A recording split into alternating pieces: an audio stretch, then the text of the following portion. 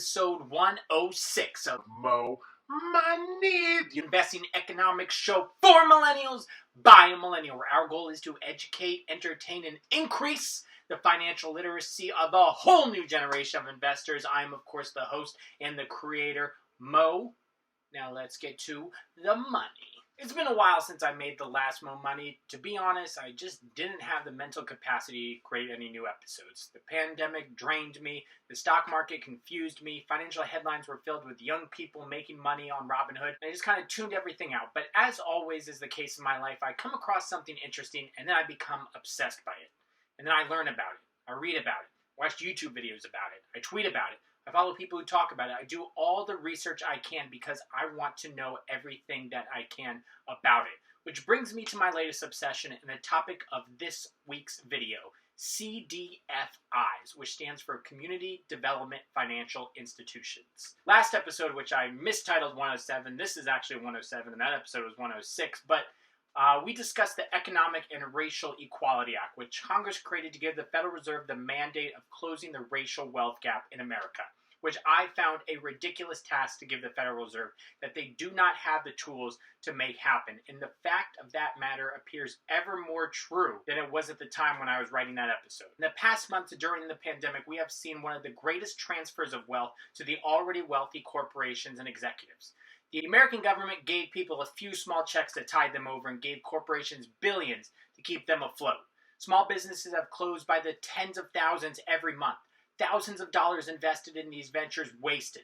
And politicians either could not care less or refused to take responsibility for this problem and shift blame to the party's opposition. But the point here is not to talk about politics. The point here is not to focus on what does not work or who's responsible for something not working. We're here to focus on what works, what really creates an impact, and what really helps uplift and create wealth for the millions of Americans who have been crushed, not only during the pandemic, but in the years preceding it. If you follow me on Twitter, you may have seen my ever-growing thread on the destruction of black banks and subsequently black wealth in America. Also, there is the destruction of many small institutions, leading to the evaporation of wealth and living standards in rural communities as well. A sort of financial pandemic. The fact of the matter is, large banks serve a purpose. They are great and important institutions for large corporations, helping lend money for massive projects like new factories or launching operations in a new country. They are dog shit at lending in small communities to small businesses because to them, they don't know the area. They don't see a big enough profit. Unfortunately, these banks still bought up these small regional banks, thus cutting off access to capital, aka money, to the people of the community. This is where we get back to the community development financial institutions.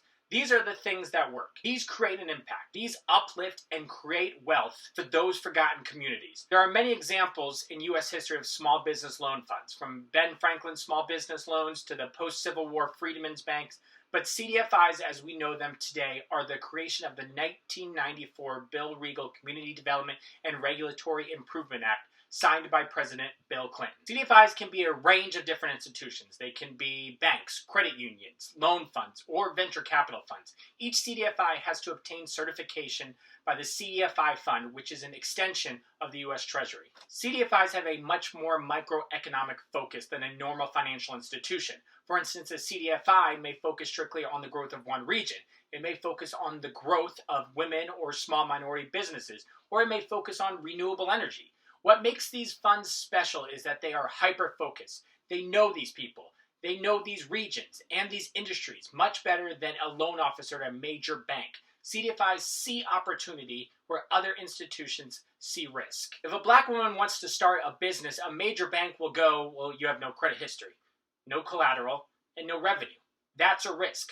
A CDFI will look at that same applicant and go, okay, you're looking to start a health food store with fair prices in a community that does not have one.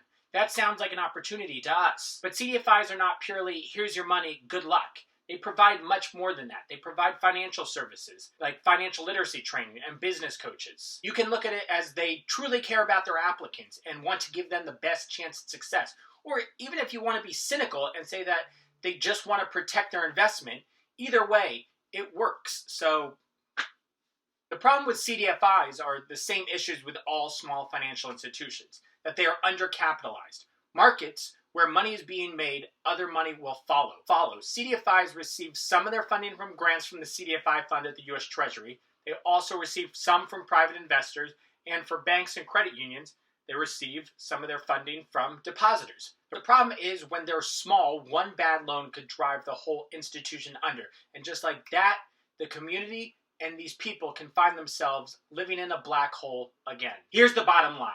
The CARES Act, the PPP loans, the Main Street lending facility, all the billions of dollars printed for the Fed to use did not end up where they needed to ensure an economic recovery. Small businesses did not get approved for small business loans in numbers that we would have liked to see. That would have been encouraging.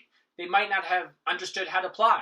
They might have been afraid of getting rejected. They might not have had a relationship with any bank who was giving the loans and therefore denied access to loans for credit. Whatever the case may be, the financial system in place is not working for the majority of America and must be fixed or face a worst-case scenario of destruction or revolution.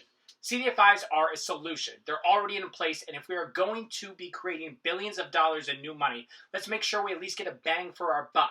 Each business created, each business financed, each new job created, each new home built, each community revitalized, each industry strengthened represents real change and represents real impact. That's what we all want at the end of the day. We've gotten so torn apart recently, but we all want the same thing: a safe community, a home, a job. And for those of us that don't have access to those things, the solution is not to take them from others, to demand we be given them, but to support policies that help create those things and helps people obtain those things for themselves. That's the role that CDFIs are attempting to fulfill, and that's the hole they're created to fill, and that's all I have to say about that. Thank you for watching another episode of Mo Money. You can find new and classic episodes right here on YouTube. For now, don't forget to like, comment, subscribe, share, follow me on Twitter, follow me on Instagram, like me on Facebook. Mo Money signing out for the last time in 2020.